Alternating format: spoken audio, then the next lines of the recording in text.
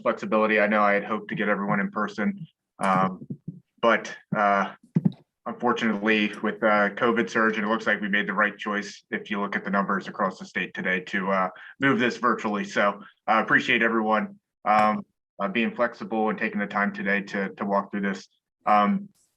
So I'll call us to order, and I take it that everyone took the time to look through the documents that Philip and the staff had sent out.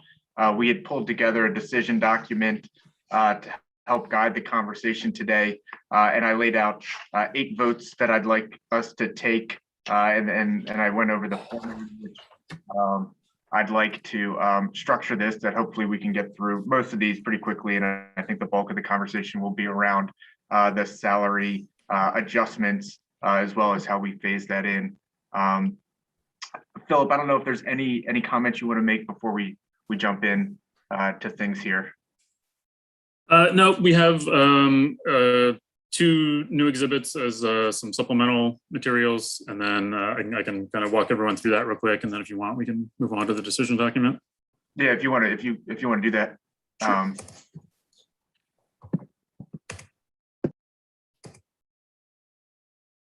So the first additional exhibit with information we have for you is exhibit 49. This shows the number of legislative meetings that occur during the interim. So this would be outside the 90-day legislative session.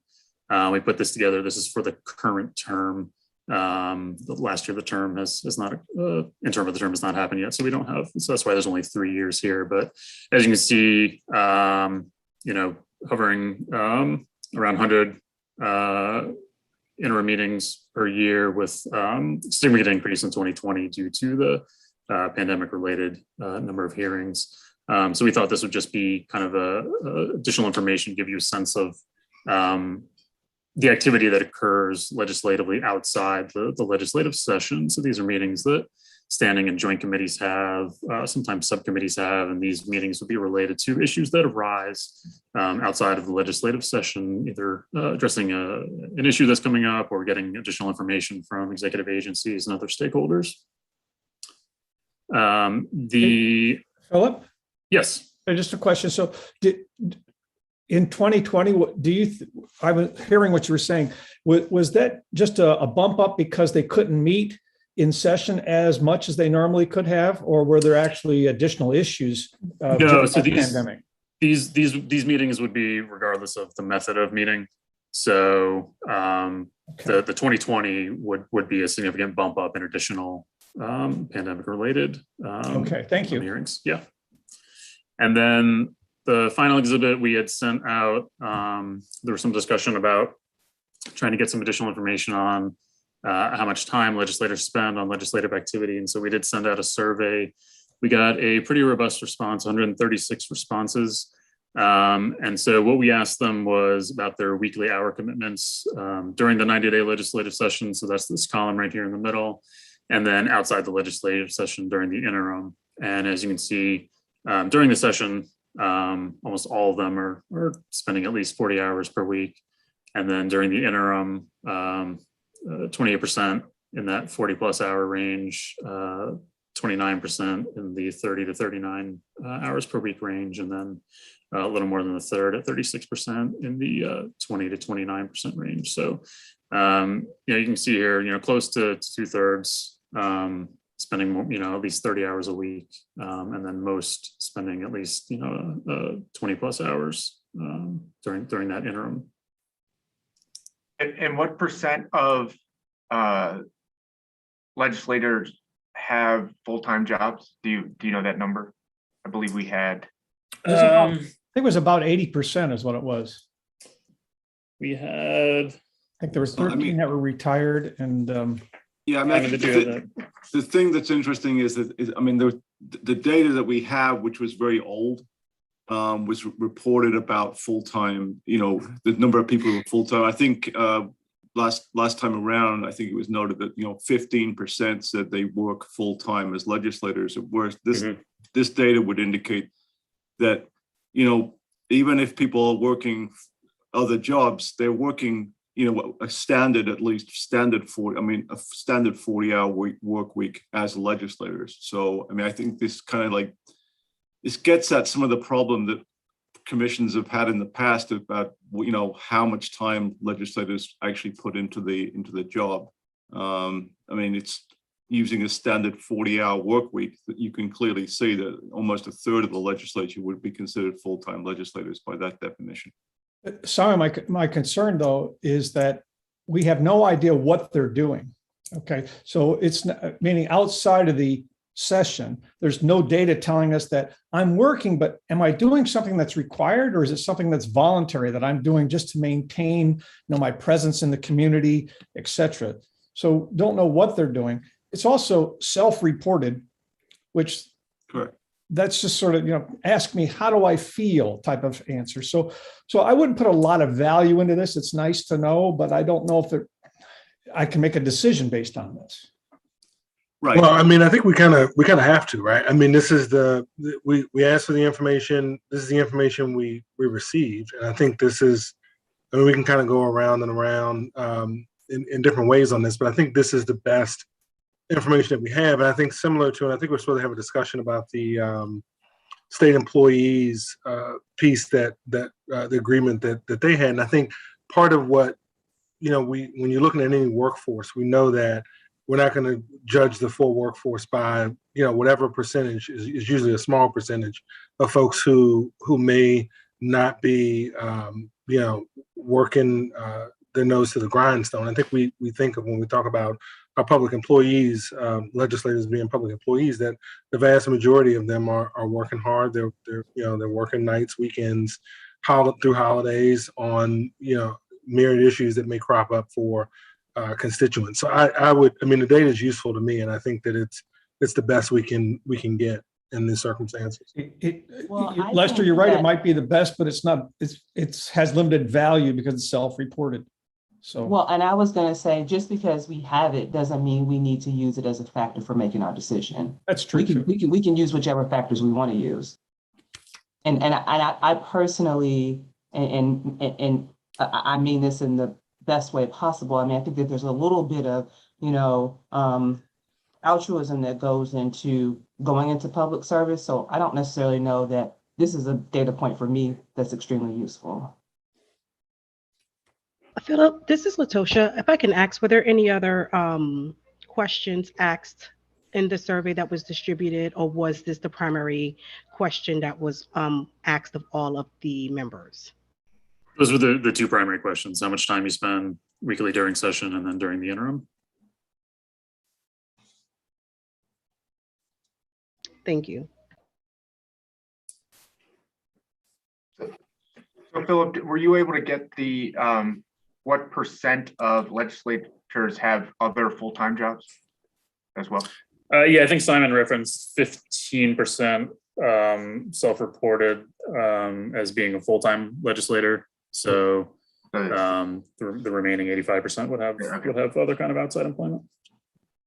Or they could be retired. Or they could be retired or part-time workers. Right. Yeah, if I remember right, I think it was 13%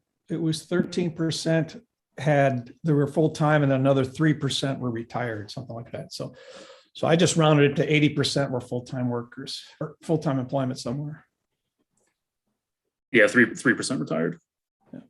Yeah, and I think, just to be clear, again, I'm not advocating one position or another, but I will say that, a legislator that's working 40 plus hours a week during January through April is going to be hard pressed to actually have a full-time job. I know a couple that are that work as a full-time capacity during session, and I'm not quite sure how they sleep. But you've got to have a very flexible employer in their positions who are prepared to essentially not have them as employees during that time period, and then employ them for the rest of the year. So, like as the chair said, a lot of self-employment and stuff like that. So it is what it is. I was quite happy that we got the data. I was very pleased with the response from the legislators. That's a tremendous response rate, and it's the first time a commission's had this data. How useful it is, as Commissioner Rakowski said, it's self-reported. but at least it kind of like substantiates the data that was being presented before about the percentage commitment that these folks are putting into their legislative activity.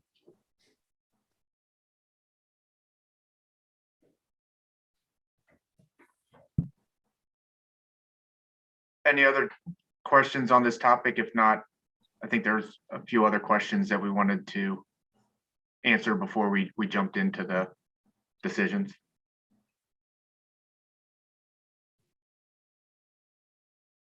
Yeah, Mr. Chair, I think there was a question about, there was a recent agreement with some of the labor unions. Jason has some answers regarding that. Sure. Yeah. So the most recent agreement was announced, I think, just this last Thursday or Friday prior to the New Year's holiday. That was for AFSCME and MPEC, who were the two remaining units that hadn't come to an agreement yet. Those two unions, along with most other state employees, will be receiving $1,000 bonuses on January 1st of this year, as well as AFSCME and MPEC employees will be receiving 2 to 3% salary increases effective this week, depending on whether or not they received salary increases in the past year. And all bargaining unit members and non-representative employees will be receiving salary increases on July 1st of 2022.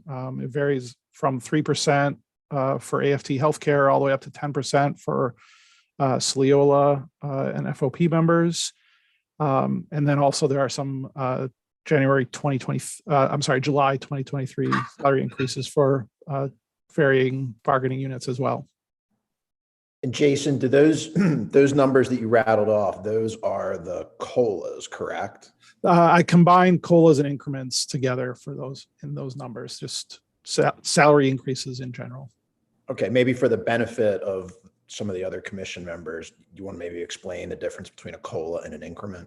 So the main difference is that a COLA sort of affects the whole salary scale, in that new employees who are not working when they would come into the salary scale, entering it, would sort of see the benefits of those increases, whereas increments only apply to existing employees. But the vast majority of people get both the COLA and the increment because there are so many incumbent employees in state government. Correct. Okay. Great. Jason, are these one-time increases, or are these for the life of the contract, or do they repeat on an annual basis till the contract's over? So each unit is a little bit different. AFSCME and MPEC have increases scheduled for January 1st of 22, July of 22, and July of 23. AFT Healthcare has increases scheduled for July of 22 and July of 23. And Sliola and FOP have increases scheduled for July 1st of each of the next 3 years. So Jason, it sounds like the adjustments were made based on the individual workforces. Am I right? There wasn't one, what's the right word, model that they were following. They took a look at each workforce and determined what was right for that workforce. Does that sound about right? Well, each unit came to their own agreements with the state. Yep. Okay, thank you. Then the 10% that was referenced, is that the cumulative over the 3-year period? I think the last one was the 10%. The Sliola and FOP, the 10% is a total of COLAs and increments effective July 1st of 2022. And then there is an additional 8% increases in 2023 and 2024. It's a very generous contract. Yeah, that was Contract standards. And Mr. Chair, I didn't know if you wanted DLS to run through the decisions made for some of the other constitutional officers, just because I think there have been some actions since our last meeting, just so everybody has the benefit of all that information. Yeah, that was going to be the next. Okay, I wasn't sure if you were rolling that together or if that was going to be a separate item. No, I think we should understand what each of those are as we kind of lead into this discussion. So if you have before moving on, just for and Jason, maybe you can answer this question. At this point, all of the bargaining units of state government have reached some type of agreement, correct? That's correct. Yes. And, you know, with Sleola being on the high range, like with 10% and then 8 and 8, what represents the low band in terms of agreements for state employees at this point? The low band would be AFT Healthcare, which are getting a 3% increase on July 1st of 22 and a 2% increase on July 1st of 23. Although for AFT Healthcare, nurses are receiving an additional 6% in July of 22. So that would be a 9% increase for those types. And of they workers. also are getting the $1,000 bonus too, right? Correct. And I mean, do you have a general sense of what the average AFT salary is? My guess would be 60, 65,000 maybe. That's something I don't have off the top of my head. No. Okay. Well, I mean, and the 1%, I'm just trying to figure out what that amounts to. I'm guessing that that's between another, probably closer to 2% than 1%, but probably somewhere between 1.5% and 2% in terms of the equivalent value. Yeah, I'm not sure. Okay. Jason, do you know what drove the 10% number? I mean, that was sort of as an outlier, and just wonder, was there some market conditions, or had they not received an increase in a long time, or? Sleola, for the last 4 to 5 years, Sleola has trended about twice as high as salary increases as other bargaining units in the state. So I'm not familiar with union. What are the skill sets of that group? Sleola is this. The acronyms are familiar to me, but probably not to everybody else. Sleola is the State Law Enforcement Officers Association. And for the most part, those are DNR police officers, state police officers, police officers in general that are state employees. AFSCME represents the largest group of state employees, and those include correctional officers, university workers. They represent a broad selection of state employees. Okay, thank you. And I mean, just for the benefit of some of the other commissioners, I mean, Sleola is one of the smaller bargaining units of the state in terms of the workforce that's represented. It's about 2,200 employees, whereas AFSCME is closer to 20,000. Right. So it's relatively more affordable. I mean, I would just comment that I think it reflects kind of policy priorities of the administration.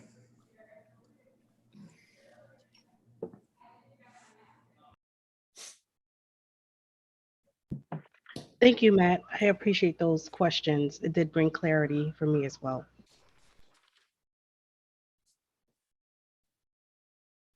Are there other questions on the union increases? If not, if there's any, I guess, are there any questions on the union increases before we move on? Okay. Were there any other decisions related to any of the other increases related to state government and that you're able to share? Yep. Right. Yeah, the governor's salary commission also made some recommendations recently.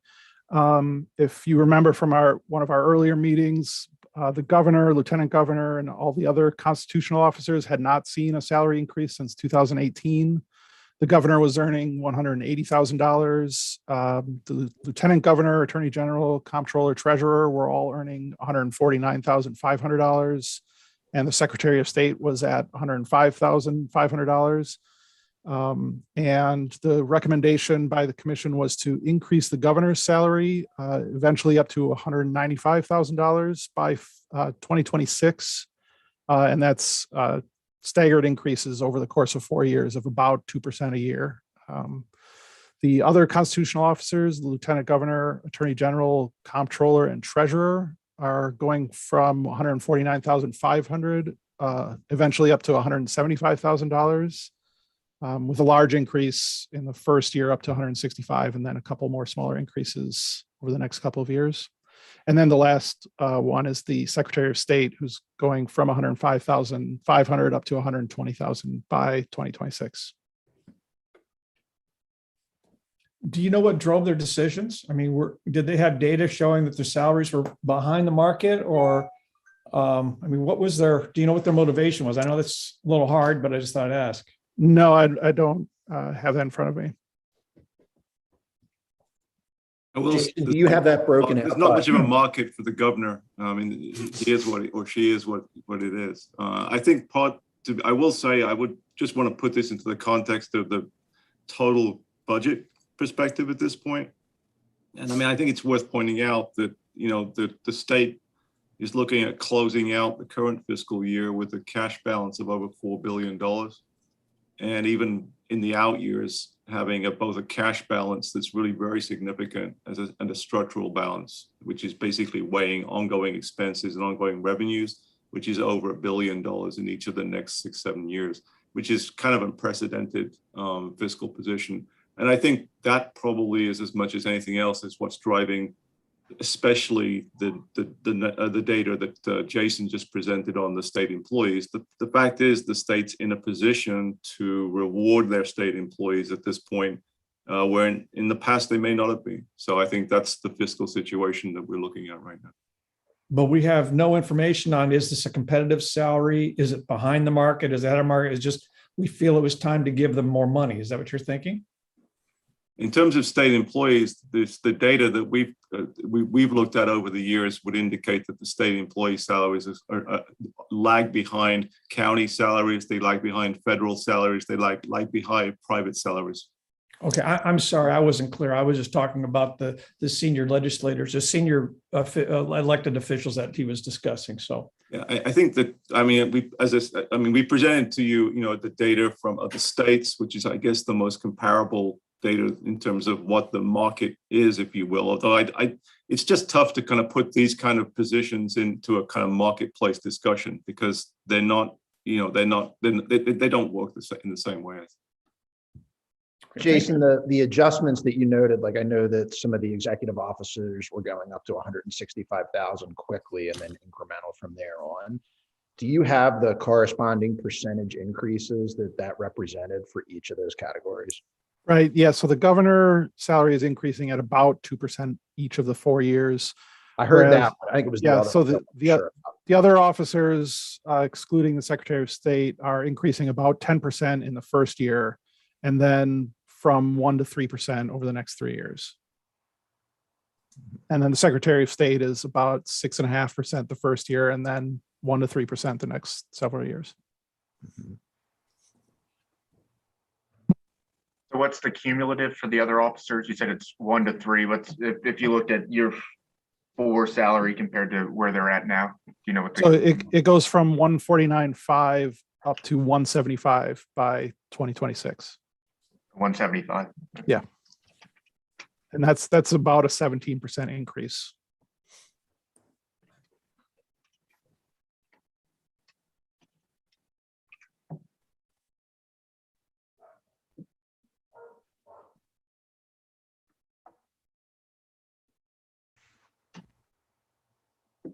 I just wish I knew what their motivation was. Why was, and for example, that last one, why was 175 the number they were trying to get to? But we don't have that, correct? No, I don't have that in front of me, but they did produce a report similar to ours. Okay, thanks. Yeah. Is that publicly available, Jason? I'm not sure. Philip, do you know if they've released that yet? Has that been I final? don't believe it's been released yet, but in the next, similar to ours, in the next few weeks by the latest. Sounds like a round number to me. Yeah, all the constitutional officers are round numbers. They did not do percent increases. They just chose round numbers. Mm-hmm. Whether it was 174.9 or 175, I'm just trying to figure out, how did they pick that as the goal we want to get to over 3 or 4 years? So, well, Jason, they had gone 4 years without an adjustment of those salaries, right? So yeah, that's correct. A presumption would be that there is some catch up there, was the intention, but we don't. It's sort of a guess, though. We don't. I think my guess is as good as anybody else's here. So, okay. All right. Thanks, man. But I think that Well, I think that they're valuable data points. I mean, we're looking at the data in front of us for this particular group. I think they're helpful to know, but we should, we're focusing on the data around us, but I think it helps put it into context, at least what was decided for the others as we make ours, but understanding kind of the underlying data that they had, we don't obviously have that as part of this commission. So, Okay. Simon, you were mentioning the fiscal position of the state, and the numbers you just gave. Do you know what those numbers were 4 years ago? Were they incrementally about the same or incrementally less? I mean, I can go, it would take me a couple of minutes to find the actual data from 4 years ago, but I mean, as a 30+ year state employee, I have never seen cash balances of 4 billion plus at the end of a fiscal year. And our structural position has invariably been in the negative. In other words, in the out years, our ongoing expenditures were always exceeding our ongoing revenues. Okay.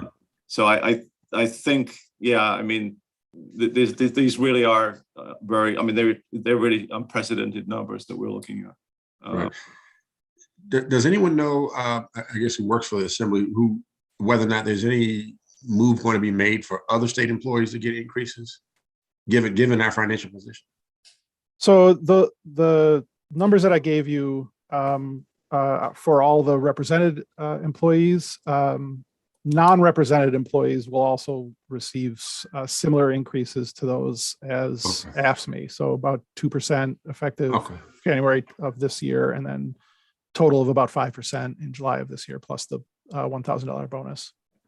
Okay, thanks. Yeah, pretty common practice for the non-represented to get the same as the represented. So that's not surprising. Yeah.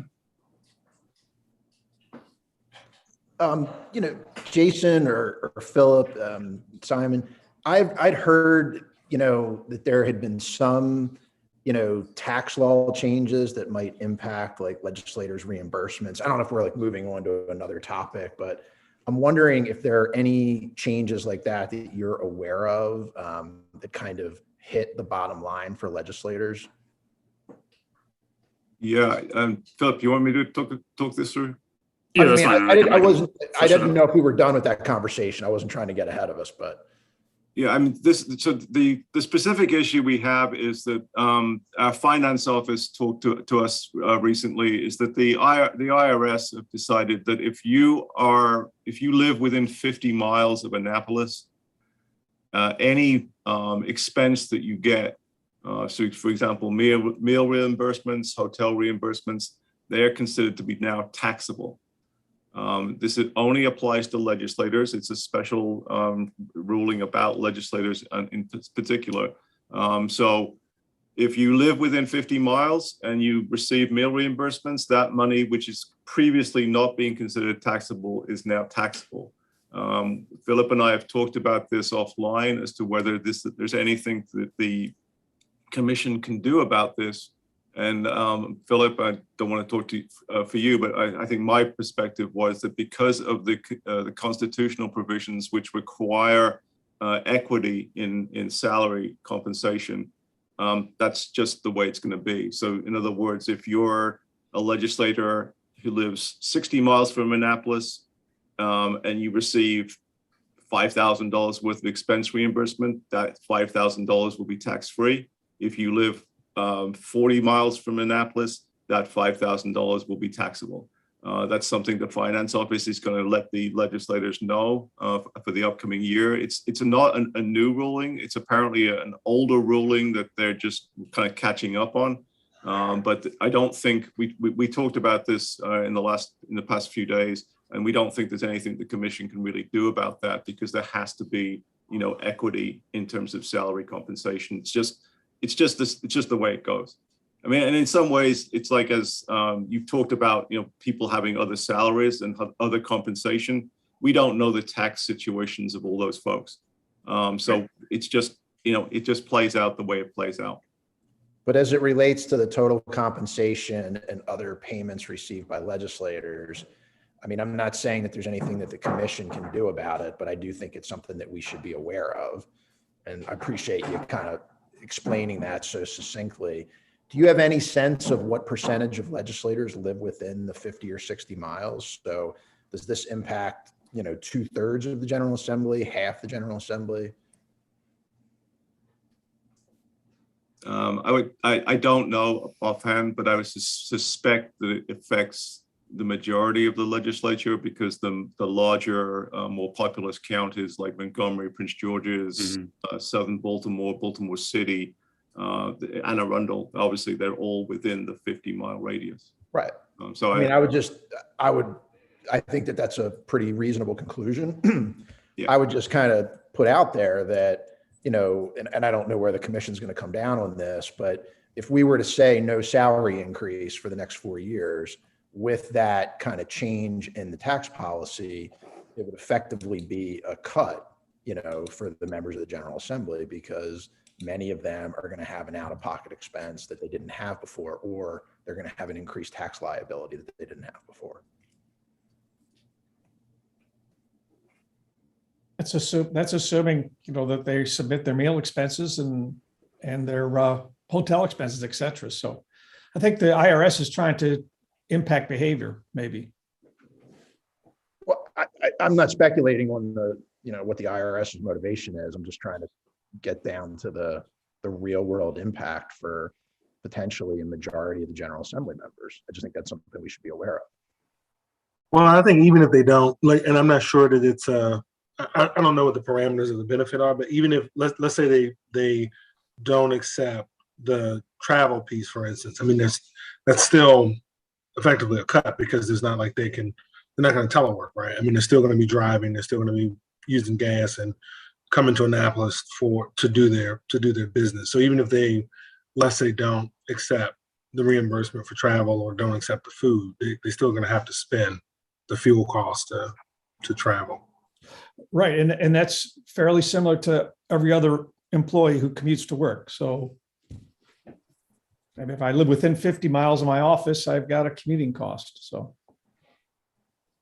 I'm pretty sure you get paid way more to commute to work. depends on where you work and where you're commuting from. So,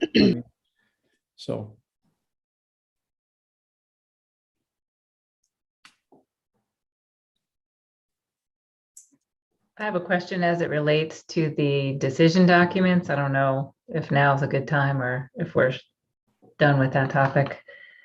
I noticed on the first provisional decision document that there was an option for to adjust salaries by CPI for 2019 to 2021, and it said 7.4% increase. And then on the second decision document that we received, it said CPI for 2019, 2021, 9.9%. And I wasn't clear if that was just what the reason for the difference was, if that was just an error or if there was something I missed.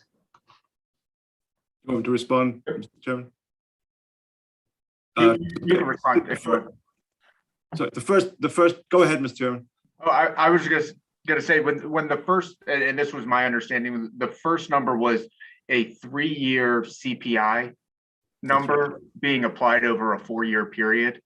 And so what I asked them to do was take an annual number and apply it over the 4 years. Since it was really supposed to be an annual adjustment. And we were short 1 year in the initial calculation. Gotcha. Okay, thank you. That's exactly right.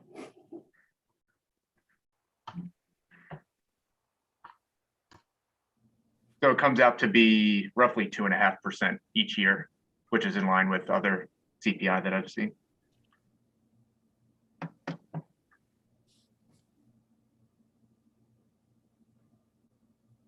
Are there any other topics that anyone wants to bring up before we jump into the decision document?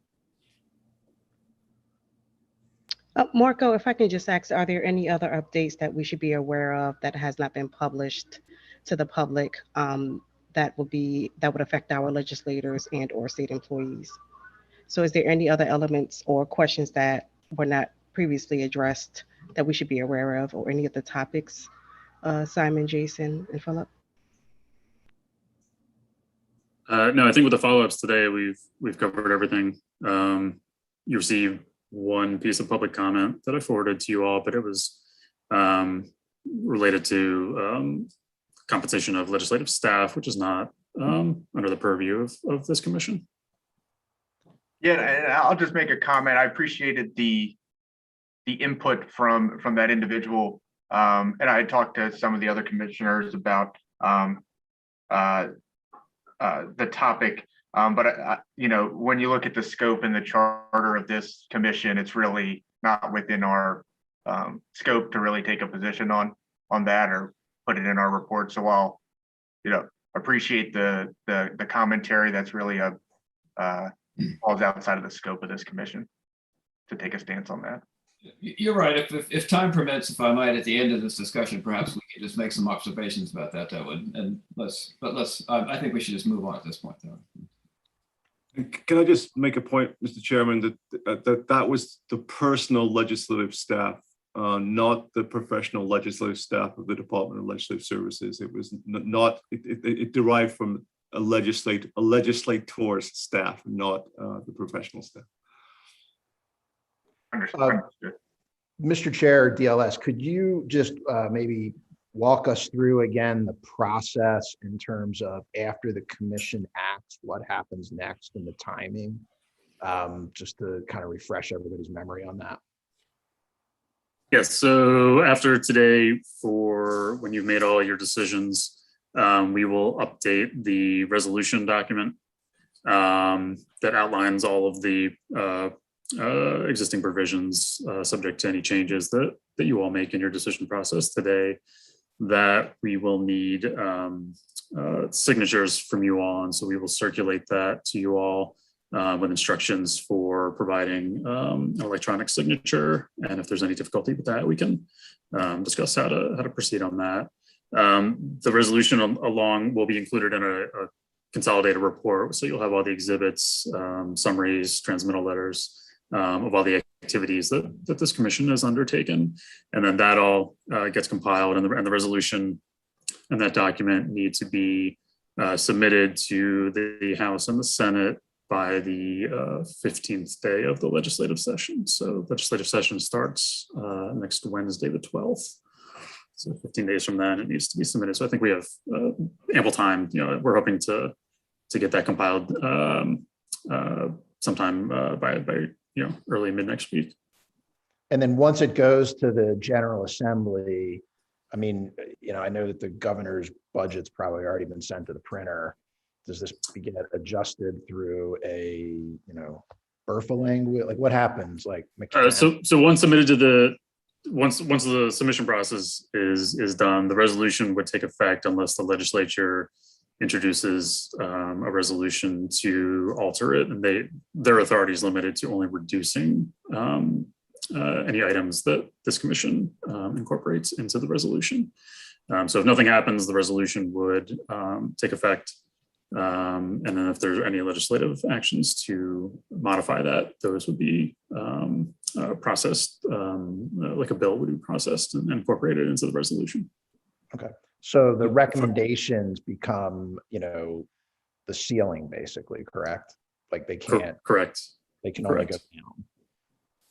Okay. And in terms of the budget, Mr. Gallagher, the legislature, if it needs to, can add to its own budget. So if there's an additional expenses that are required to cover the costs, which would only be for the second half of fiscal 2023, they can do that. And this would be effective for the next term. So it should be included in the next budgetary process. Right. And historically, has the commission's actions been unanimous, divided? I'm just curious what the historical precedent has been. It's a mix. Sometimes there's consensus, sometimes there's disagreement. I mean, it depends on the issue. I mean, but it's a mix. Okay. Probably why we have an odd number. Yeah, that's exactly right.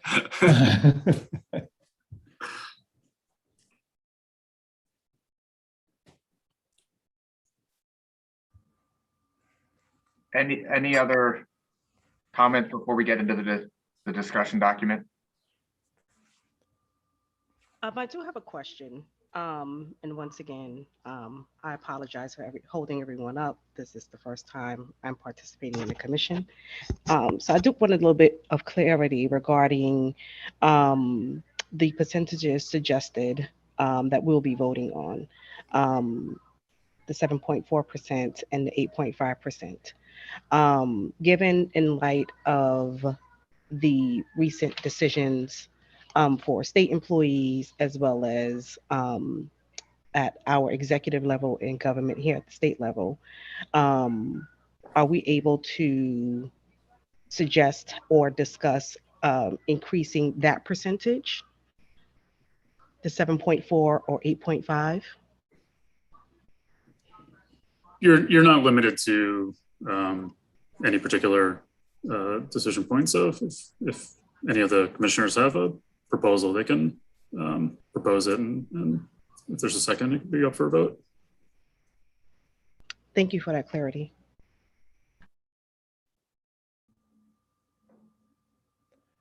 Mr. Chairman, would you mind if I just reflect on some of the data that I saw? That was going to be my next topic once we got into the decision document, to open it up for people to add any commentary around the data and then the particular choices we've laid out. Well, thank you. Just because I always like to, I spent 20 years in compensation, and I always want to ask myself the question, do I want to lead the market, which means does my salary want to be ahead of everybody else's? Do I want to be at the market, meaning I'm paying what is a competitive rate for the job? In this sense, it's the members is the job. Or do we want to be below, meaning I'm lagging the market, I'm behind everybody? Right now, Maryland's member rate is leading the market. So we are the third highest of the hybrids. So now, granted, we don't know what the other states are doing, but at this time we're the third. And if we were full time, we'd be 10th out of 11. So we're still in that market. So, and I think the question to me is, where do we want to be? And I'm not asking the commission, I'm just saying out loud, where do we want to be? Do we want to lead the market? Do we want to be at the market? But just to be aware of that. I'm trying to come up with a reason to drive me to grant a salary increase, and I can't come up with anything since we're already ahead of the market. We have turnover that is very minimal. It's we got 8 years for representatives and 16 years. We have a robust candidate list. We don't have people not running for office, and we don't have people saying they're leaving because of salary. So I'm trying to come up with a reason. I don't want to. I could jump on board with, okay, let's give some type of COLA to keep us at the lead position, but I just would like to hear from other folks is what would be the driver in making us say, hey, it's time to give an increase at this time. And I couldn't find anything when I looked at the data because where we are right now, we're pretty much leading the market. So, well, I think a couple of points. I think from the leading the market, I think there's a flaw in that in terms of the presumption that it's part-time, which I think I've been pretty clear that I reject. I don't think it is. I think part of the impetus for the increase is one, there hasn't been one in conjunction with the complexities of the job becoming more. And so I think that combination of a complex job description or job duties, combined with not having an increase, combined with the fact that some of the data on where the legislators sit is, in my opinion, a bit flawed because again, it's not a part-time position. So even saying that we're in the top tier of the part-time, I think is just a flaw. So I think there's, from those two perspectives, I think there's more than enough to substantiate what in my mind amounts to a minimal increase that's been laid on the decision document. Well, as we said earlier, where did we? I had it here somewhere, but that 80% say that they have some other employment. I've got to assume that some type of almost full-time employment there, wouldn't you think? I mean, When I looked through the jobs that was in there, they were all full-time related jobs. And so if you work 2,000 hours at one job and then 2,000 hours at another job, which is full-time, that doesn't leave me much time for much else. So I'm not arguing on whether they're full-time. I say they're at least full-time for half the year. I I'm just not sure where we want our salary to be.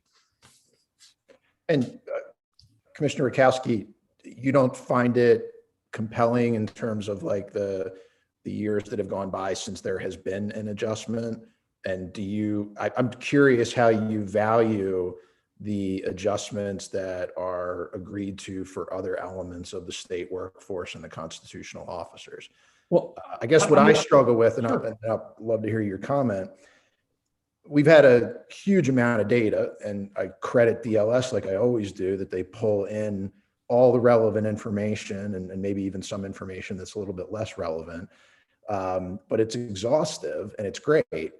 I think that arguments can be made that comparing ourselves exclusively to other legislatures and other states is not necessarily the market.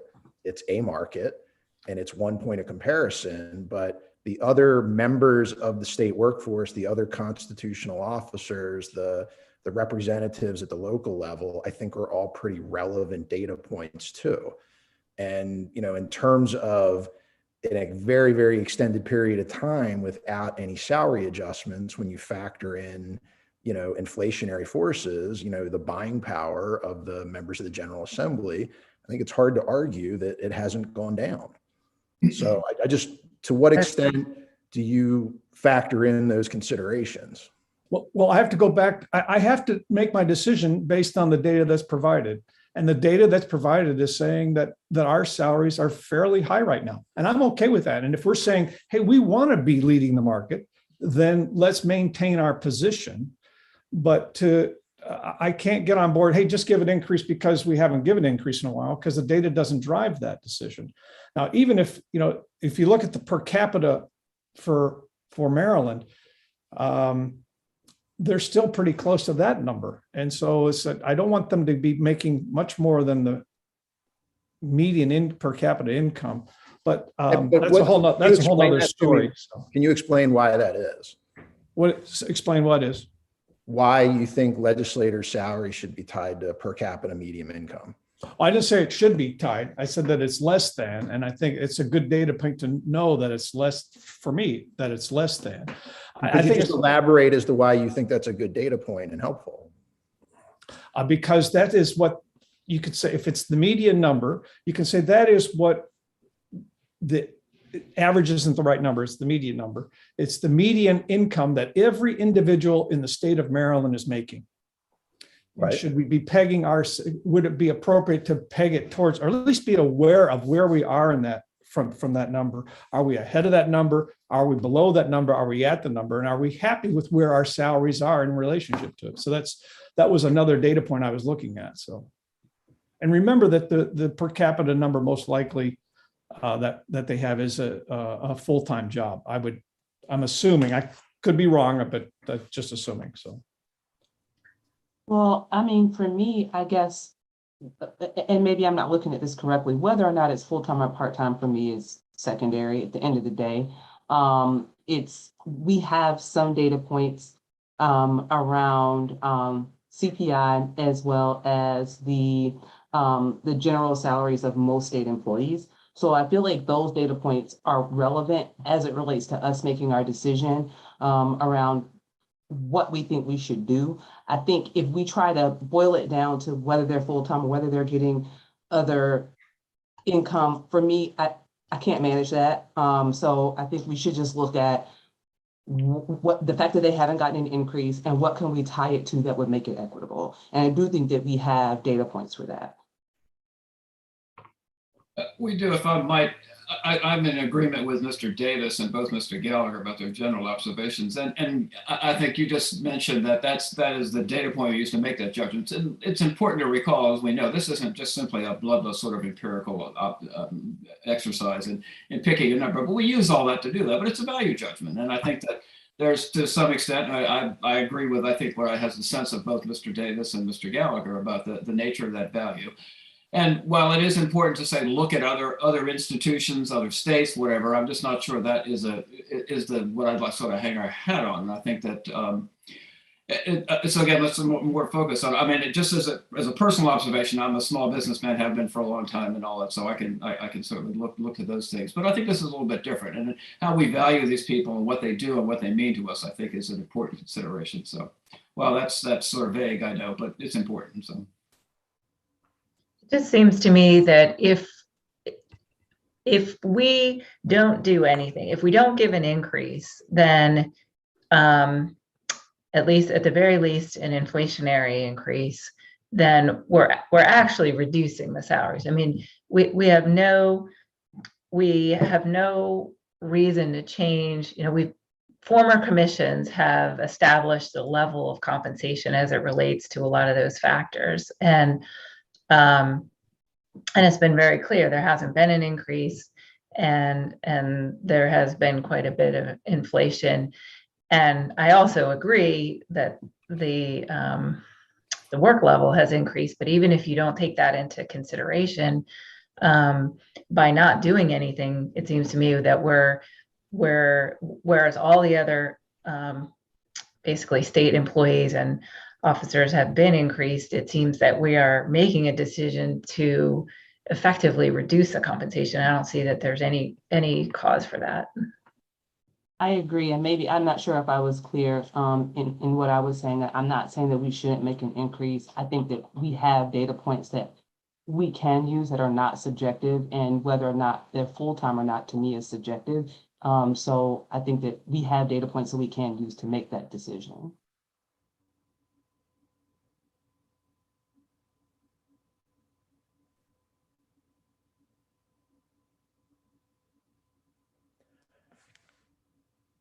Just to echo some of the sentiments, I don't think that there's any real case for no increase.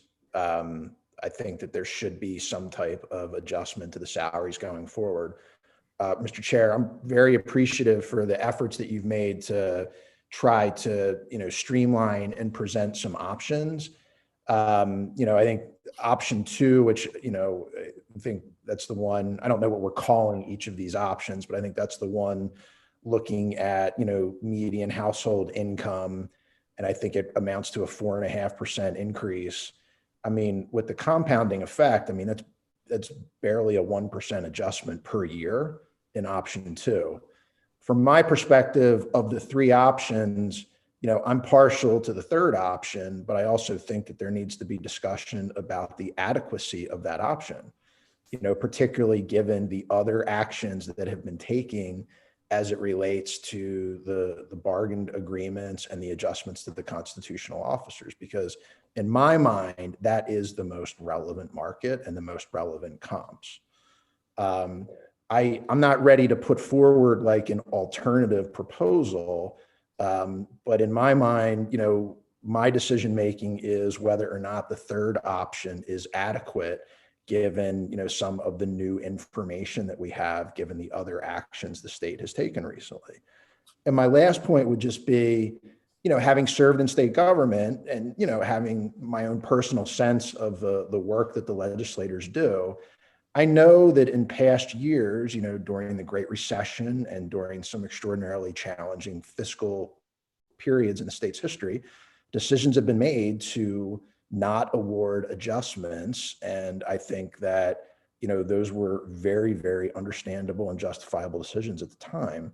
I'm not overly swayed by the fact that the state currently has a surplus and a structural fund balance has been reported by DLS, but I do think that that's a consideration that we should, be aware of, and that in terms of from an affordability standpoint and a timing standpoint, if there were a time to make adjustments, this seems like it would be one of the more opportune times than it has been in the prior periods when the salary commissions have met.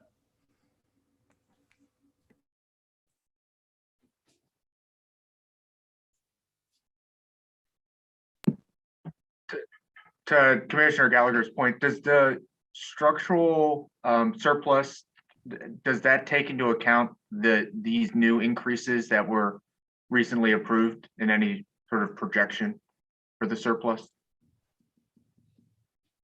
I believe our baseline projections at DLS for those figures assume much smaller increases.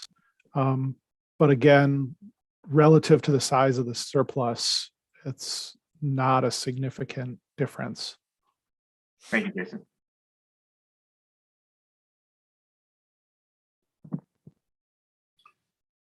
Mr. Chairman, how would you like to proceed? Would you like us to simply make a proposal, make a motion, move? Yeah, What's your pleasure? Well, I guess I would say, is there any other discussion? And then I would ask somebody to bring forward a motion. And if it's second, we can take a vote on that. And then if there's a simple majority, that would be the decision here. So.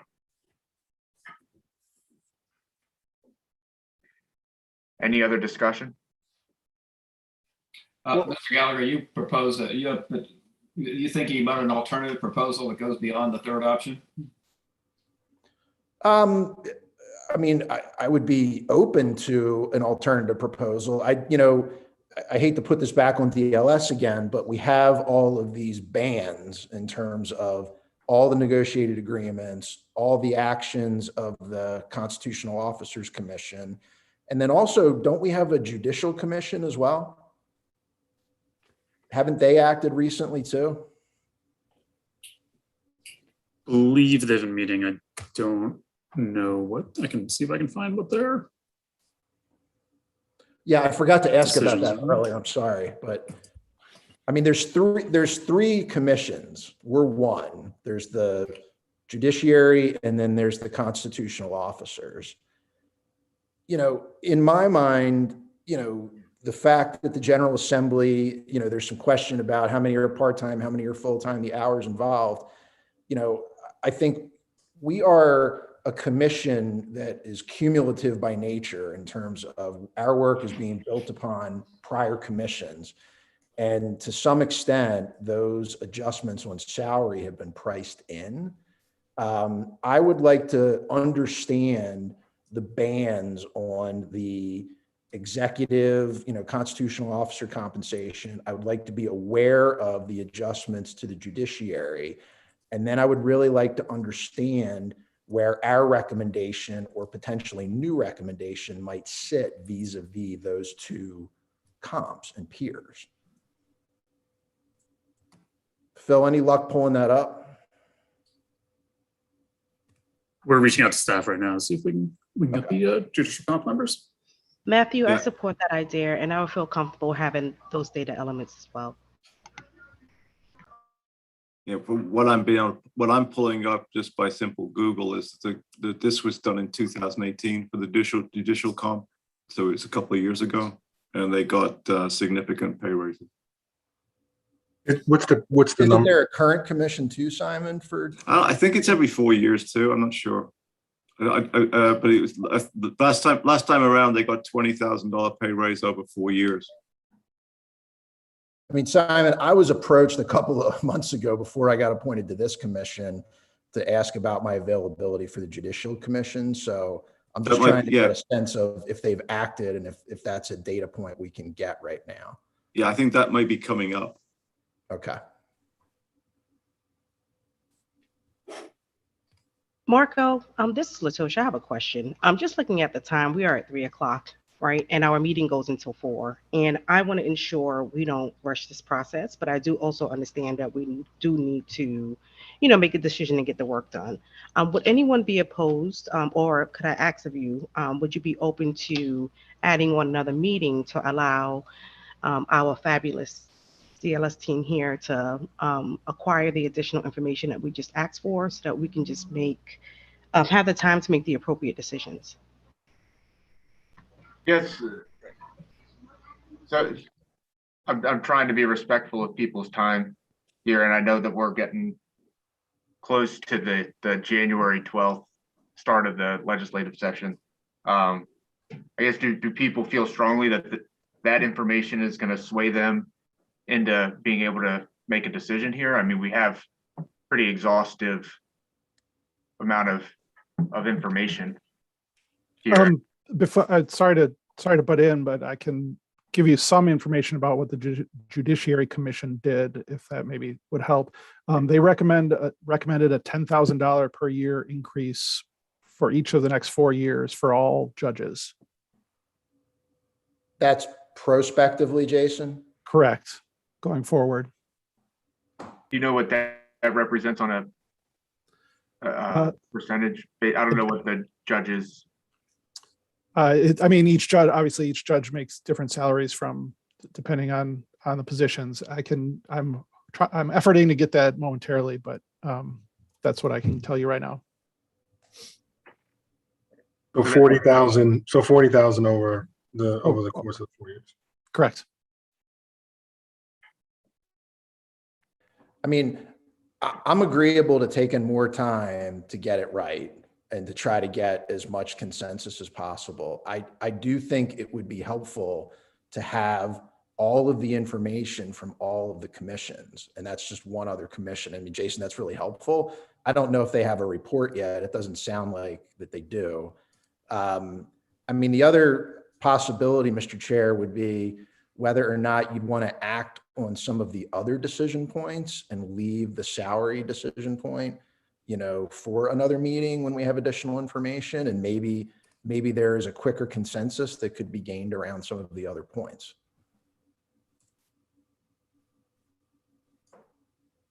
I mean, my preference would be to see if we can get a consensus here with the information we have would be my preference. Given that we're getting pretty close, perhaps we vote on the other items, and then are the other elements that Commissioner Gallagher asked for? Is it possible to get that before the end of this call, or is it just not something that you all would have access to within this time period? I don't want to make a promise, but I think I can get that information by the end of this meeting. Okay. So why don't we move over to the other items? And we'll have to go over 1 and 2, because I really think the second vote, whether we phase it in or all at once, will depend on we should know the salary before making that decision. So the third item that we had discussed was related to travel and meals expense. And what was laid out in the decision document was, while we laid out all the categories, I thought that we would just vote on these in totality. And these would be all benefits, non-fringe, non-pension fringe benefits would be excluded, and pension fringe benefits would be excluded as well. So this is really just travel and meals. So they were items 1 or 2A through 2D. There were various adjustments that were proposed, mostly tied to predetermined either federal government or state government allocations. And the proposal would be to continue to keep these in line. At least what was laid out would be to continue to keep these in line with those amounts. Right, Mr. Chair, the only item we had was on the district. There's a $750 annual payment, just to update the years on the resolution to coincide with the upcoming term that this resolution would apply to. Regarding the other travel and reimbursements, we didn't have any items flagged for proposed changes. So in essence, what we're saying is continue on with this, correct? We're just changing the dates. Correct. Yeah. Okay. And to continue with using the GSA rates for the different years. Correct.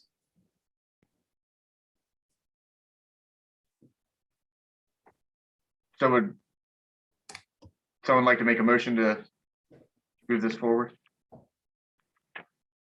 I'd make a motion to move it forward. Second. All in favor? Aye. Aye. Any opposed? All right. Vote passes. So then, Philip, do you want to lay out the next vote, which would have been related to the non-pension fringe benefits for? Right, so the existing resolution just allows legislators to participate in other non-pension fringe benefits, the same as other active state employees. So things like the health program, other savings programs, retirement savings programs, and health benefits. So it's just putting them on the same footing as other state employees. And Philip, does that represent a change from current? No, that would be continuing the same provisions that are currently in effect. If I read this right, it says that they're allowed to participate and they pay the cost, correct? It's a correct. They pay the cost the same as any other state employees, and then Right, health yeah. benefits. It's like a COBRA Yeah. setup. So I don't see where what the motion would be on this one, Philip. I believe the motion would just be to affirm the existing provisions. So I so move that we affirm the original provisions here then. Anyone second? Second. All in favor? Aye. Any opposed?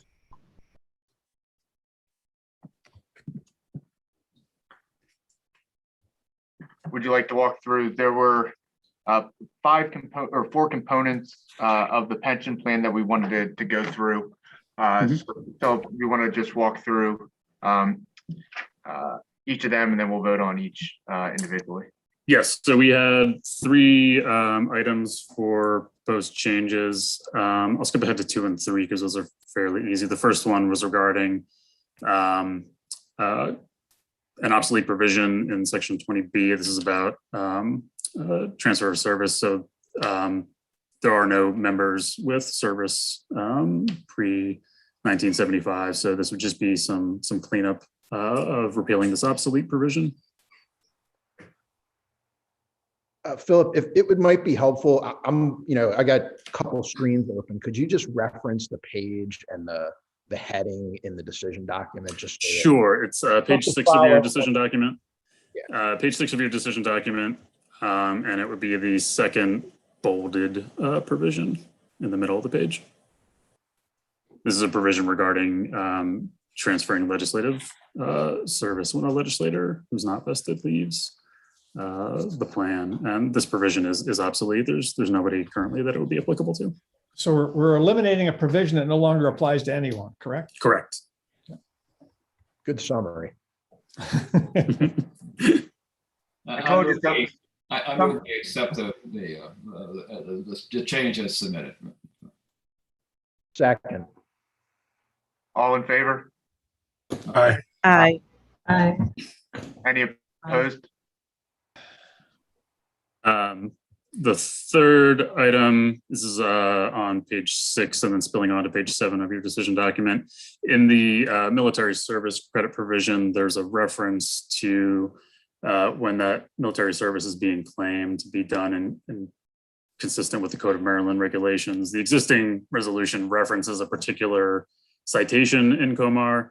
Given that this resolution can only be amended every 4 years, this is just a little bit of cleanup to strike the specific reference and make it a general reference to Code of Maryland regulations to avoid any potential for an inaccurate cross-reference in the resolution document.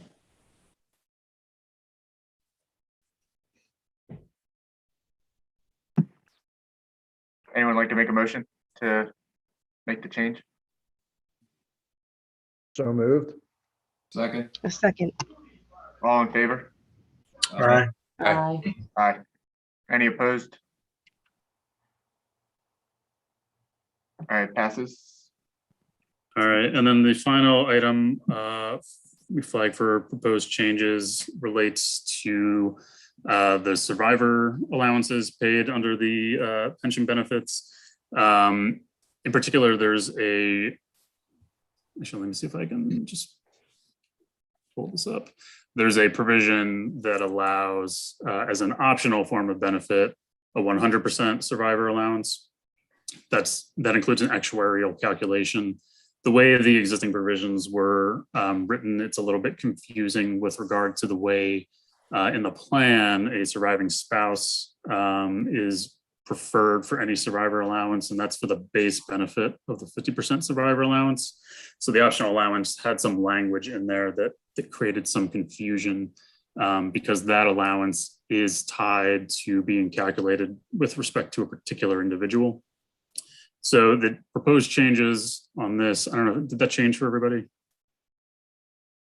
you seeing blue language? Yeah. Okay.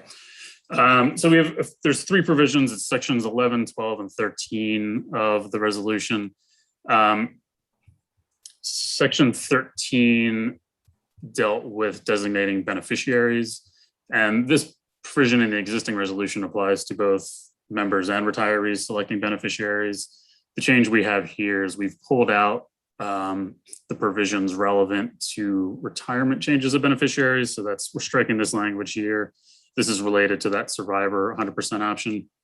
And we're making this provision here applicable to just the benefits for when an active member dies, how those beneficiary rules are applied. And then up in section 12, I'm sorry, going backwards, I think it makes a little more sense to kind of back into it. Section 12 is the 100% survivor allowance. So here we've specified that if a member is married at the time of retirement, that the spouse needs to be the designated beneficiary for that 100% allowance. And then we've added in provisions related to changing the designated beneficiary. And in particular, this recomputation of allowance piece. So this is the piece that was struck in section 13. It's moved in here because this is the relevant benefit for the recomputation. Under the baseline 50% benefit, there's no recalculation. It's just whoever the beneficiary is gets the 50% of the allowance. So this provision is really only relevant for this 100% survivor, which is based on an actuarial calculation. The issue with changing beneficiaries under this option, if you change the beneficiary, you do need to do a recalculation. So we've also added language. This language was added in state code a couple sessions ago in response to some issues where when members in other systems were changing their beneficiary, often what happens is the benefits, more often than not, and maybe almost always, you see a significant reduction in what that benefit payment's going to be. And so there was a provision added that we've included here that just allows that designation of beneficiary to be rescinded before, I have retirement system online. I think it's before the second payment is due, so that often what happens is retirees change that beneficiary and they get a little sticker shock on what it is and they want to go back. And so this is just consistent with other state law. And then final change is just under the normal retirement survivor benefit for the 50% survivor. We've added in the designation of beneficiary provisions here. And then we've specified for the survivor allowances that are for non-spousal survivors, just adding some little clarification changes to clarify when we're talking about a spouse and when we're not talking about a spouse for the beneficiary selections. And then additional language specifying that if an existing spouse is named the beneficiary, that and they're living, that spouse can't be changed. So I know that one's it's now I will say, caveat for all this, none of this is should be a substantive change. And this is all prospective, correct? Like this doesn't impact anybody receiving benefits. This should not impact anybody. I've talked with the retirement, and actually it's one of the situations where it's a lot of work for something that with the 100% survivor allowance, retirement systems indicated they only have 2 currently that are in that payment status. So it's actually a lot of work cleaning up something that doesn't get used that often, but in the interest of having the opportunity to clarify it, I have run this by state retirement too. And this aligns with changes that have been made for other pension state employees, correct? Yeah, particularly the provision about undoing that beneficiary change for the 100% survivor. That has been something that in recent years resulted in legislation for the other state plans, because there were a number of issues being experienced where a designated beneficiary is changed and that results in an adverse impact on the value of the benefit being received by the retiree. So it just provides a little extra time for them to realize the impact of that. Philip, can I try to understand this in my simplistic language then? Yes. So I think what you're saying is that if it's 100% or any beneficiary, if my spouse is alive, that has to be the beneficiary. Correct. If I've designated my spouse has passed away, and I designate a different beneficiary, then my benefit gets recalculated. For the 100%, yes. Yeah. Okay. Yeah. So it sounds pretty standard stuff. Yeah. So I'd like to move that we accept all these changes to the pension plan as proposed. Second. All in favor? Aye. Aye. Any opposed? That passes as well. And then, Mr. Chair, I think the only other piece related to the pension system was just to affirm the remaining existing provisions. Yeah, and could you also, as part of that, because there had been some discussion around some other changes, can you just highlight what we're not changing that we had previously discussed so that people are aware of that?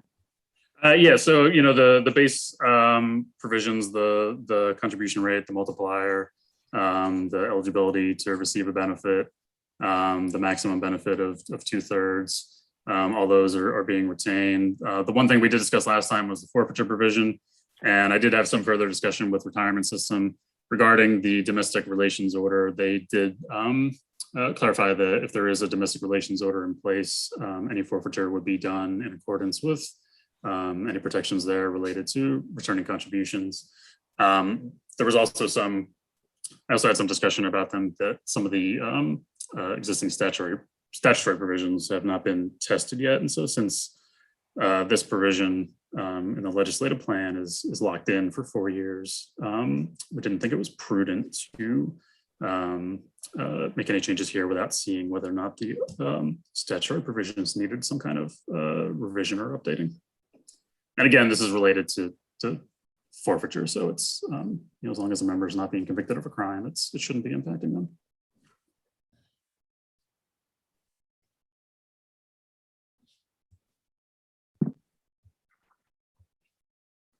With that being said, would somebody like to make a motion to affirm the remaining components of the pension plan?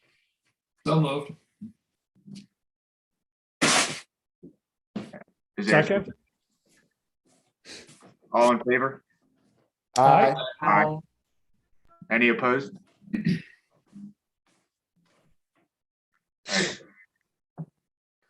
Passes. I promise that some of those would be quicker than others. It looks like that helped. So the items that were Commissioner Gallagher brought forward, do we have any clarity on those? Jason, were you able to? Yeah, so I was able to get the information from the one of the staffers of the Judiciary Commission.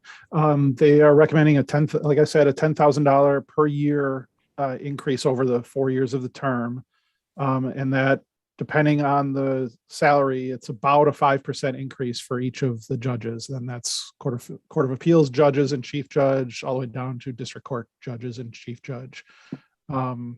So the district court judges currently make $161,300, and that'll go up to just over $200,000.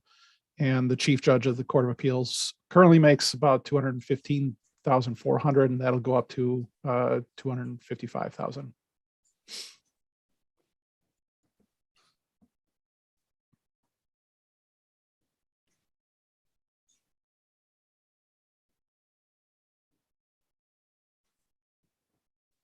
Commissioner Gallagher, did that answer the questions that you had? Were there other? No, I mean, that's that's helpful. So, I mean, we have the actions of the constitutional officers, we have the actions of the Judicial Compensation Commission, and then we have the actions of all the negotiated bargaining, right? And I know we don't have that all in a single table, but the option 3 that we're contemplating, which I'll call the 9.9% plan, that would be the least generous of either of the 2 commissions or any of the negotiated bargain adjustments. Is that fair and accurate? So I have the 9.9 would come out to be, let's call it 2.5% per year. At least the notes I have, some of the union negotiations were in the one of them was in the 2 to 3% annual range. There was another that was between 3 and 10%. AFT healthcare was 3% the first year, 2% the second year, with nurses getting 6%. The non-union was, this one was a little confusing to me. It was 2%, and then there's a 5% in total over some period. Was that? A 5%, including COLAs and increments, Okay. effective July of 22. Yeah. And then I have the governor's salary going up 2% on average. The other officers going up 17% in total, which comes out to 4.25%. The secretary is going up 3.5%. And then the judicial are going up 5%. So certainly when you look at all those at the lower end, but there were some in the 2 to 3% range.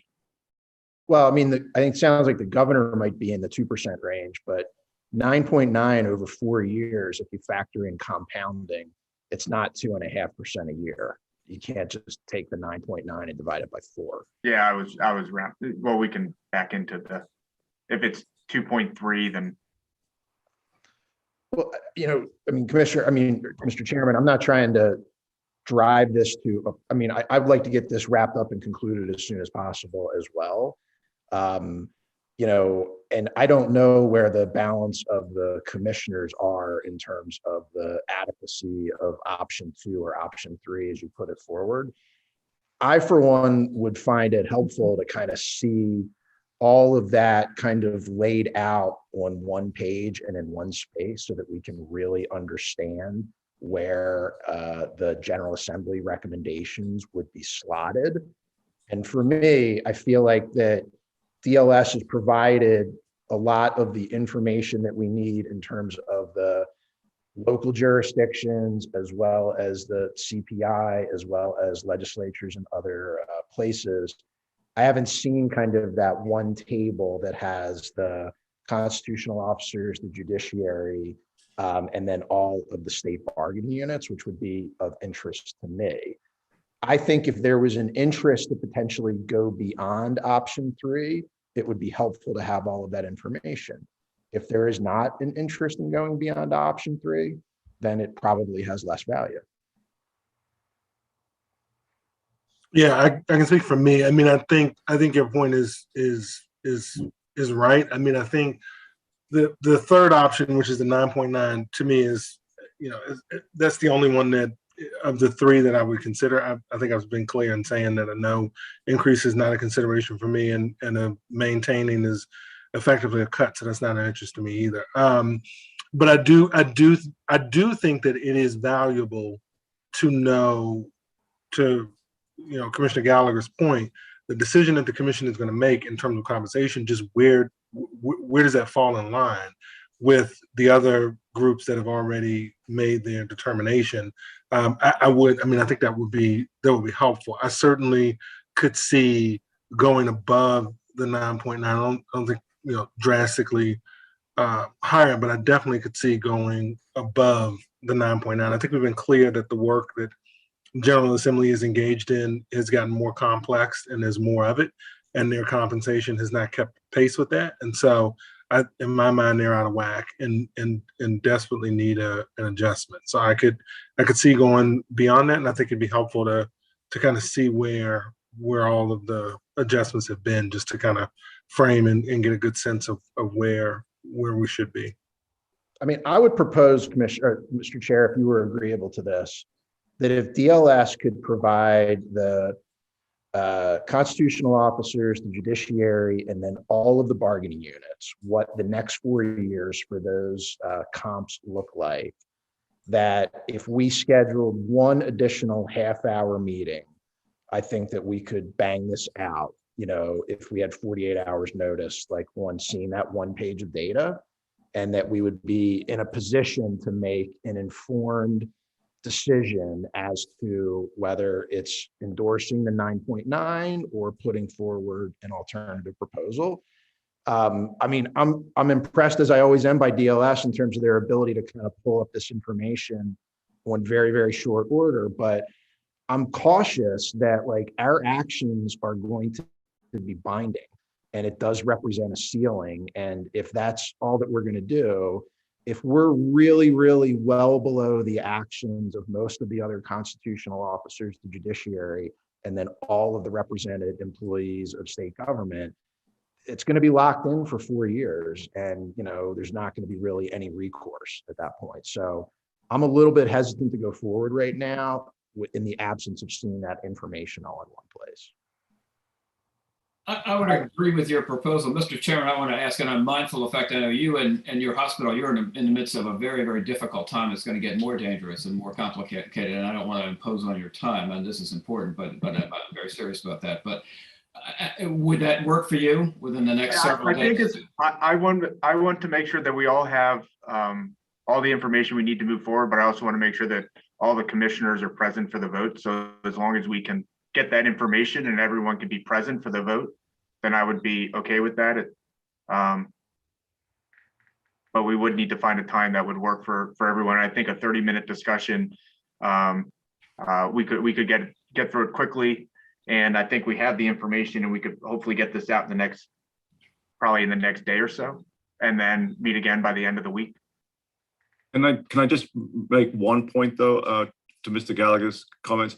We will not have 4 years worth of future collective bargaining agreements because we don't have that. No, but just show that prospectively what years have been agreed to.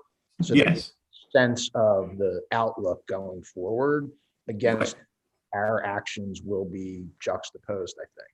Yeah, that we can do. I just want to make it clear though, we don't have the 4 years like we would for the governor or for the judiciary. So yep, understood. Thank you. Is there anybody on the commission that getting together for a fourth session would not work? As long as it's virtual, I can probably make any of them. So I ditto that. Available, whatever time works for the other commission members. Because this.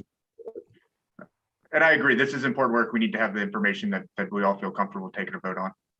So I guess with that, we'll have to find another time. I'd like to do it before the end of the week. Right. I don't think we need to go beyond that. Just given the timeline and the turnaround to get these, ready for the deadline. would you want to propose a time on Thursday or Friday then? Well, this is being recorded. I don't know if we want to close session before we have that conversation. All right.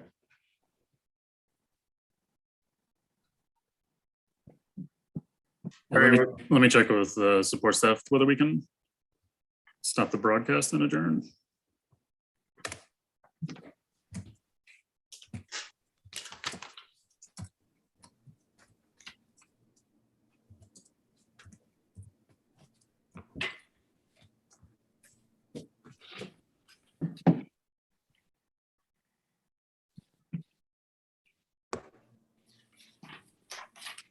Always checking if somebody could clarify for me. I couldn't find the 9.9 number.